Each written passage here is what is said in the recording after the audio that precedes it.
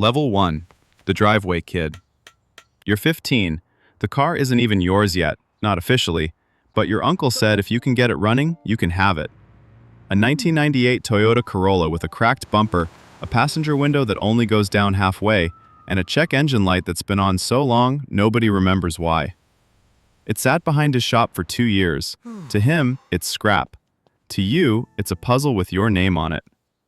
Your workspace is a strip of driveway between the house and the fence, lit by a shop light clamped to the gutter.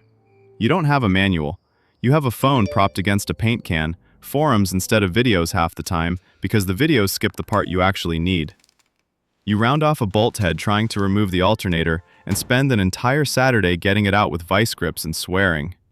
You cross 2 wires on the ignition and the dash lights up like a slot machine before you figure out your mistake.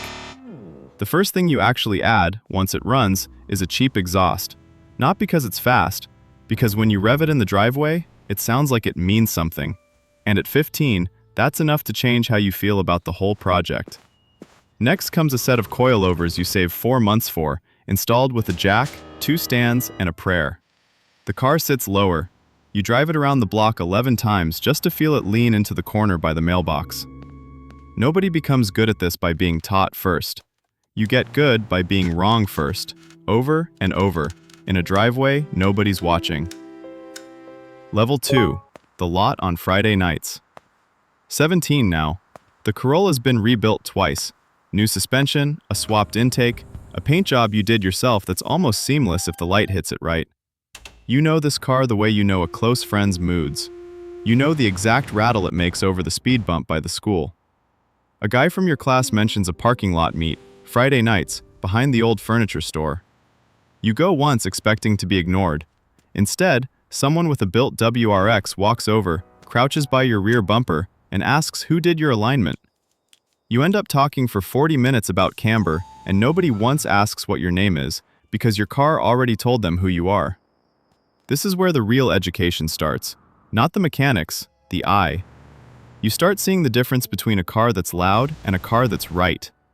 Someone points out your ride height is wrong for your tire size in a way you'd never have caught alone. Someone else tells you, kindly but bluntly, that your rear brakes are overdue. You learn that the bluntness is a form of respect. Nobody wastes breath correcting a build they've already written off.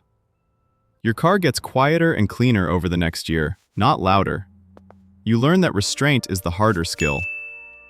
Level 3. The first real track day. 19. Someone from the lot invites you to an open track day at a local circuit. Proper timing, a beginner instructor track, real consequences for mistakes. You go thinking you already know how to drive fast.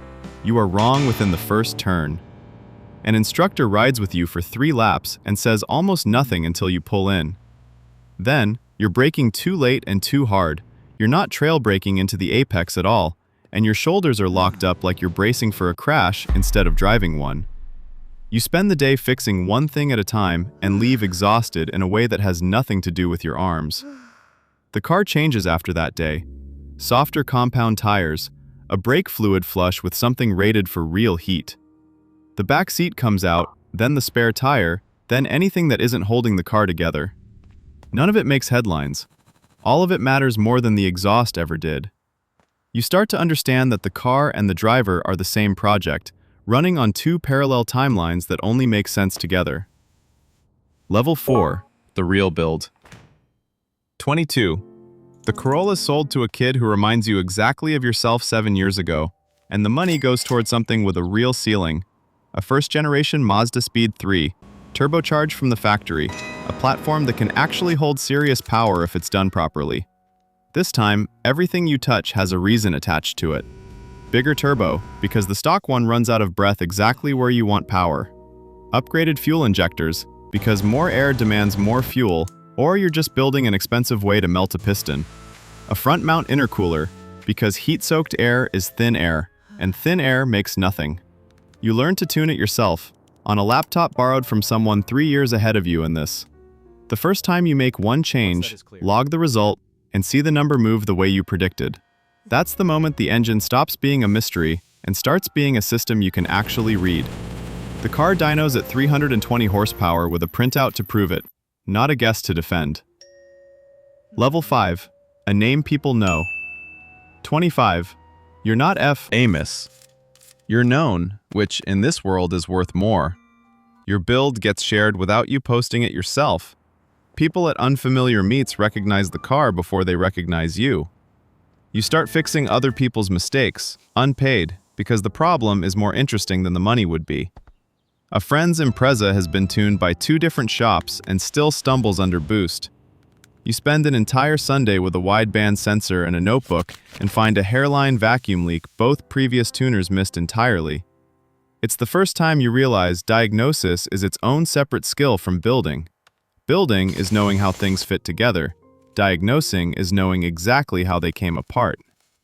You push the Mazda speed to 480 at the wheels on a chassis that was never meant to hold that number, solving a torque steer problem nobody had written down an answer for yet. A car forum thread about the build gets picked up by an enthusiast magazine. Messages start arriving from 3 countries you've never been to. Level 6. Doing it for a living. 28. Money changes the standard. A rented bay, shared dyno time twice a month, a laptop loaded with 6 different tuning platforms, and a 3-week waiting list you didn't ask for. The gap between amateur and professional isn't skill, it's stakes. Your own car, your own risk, your own timeline. Someone else's car means the standard is absolute, no exceptions, no, it's probably fine. Customers arrive with cheap tunes gone wrong, and some are fixable, and some are one bad pull away from a destroyed engine, and you learn to have the conversation nobody wants. The one where you say no to money because the alternative is someone getting hurt. You specialize in things most shops won't touch. Turbo conversions on cars that never came with one, ethanol fuel systems, older JDM engines with no English language documentation. The knowledge nobody else bothers to learn becomes the reason people drive 2 hours to find you. Level 7. The shop with a name of its own. 32. 2 bays, your own dyno, 1 employee you trained from someone who barely knew which end of a wrench to hold. He's better now than you were at his age, because he had you and you didn't have anyone. The shop's reputation travels further than you expected. Cars towed in from out of state, builds that hold class records at regional time attack events. You start teaching, formally now. A weekend seminar here, a technical write-up there, read by people you'll never meet trying to learn the same things you had to learn alone in a driveway. Watching that knowledge move faster through someone else than it ever moved through you is the most satisfying part of the job that doesn't involve a dyno graph. The invoices and insurance and tax filings turn out to be harder than any engine ever was. You solve them the same way. Assume every problem has an answer if you're willing to actually understand it. Level 8. The car that sets the record. 37. The car in your bay right now is going to set a record, and you know it the way you know your own name, because you've run the numbers 500 times and tested every variable until there was nothing left to guess about. It's a Nissan Skyline stripped to the legal minimum, built around an engine you assembled yourself over 8 months. Not because nobody else could, but because nobody else would know it the way you do. The first record attempt doesn't land. The data from it exposes a fuel delivery hiccup at the top of 4th gear that nobody would have found any other way. You fix it that night. The second day, the car runs clean, and the record falls by more than anyone in the room expected.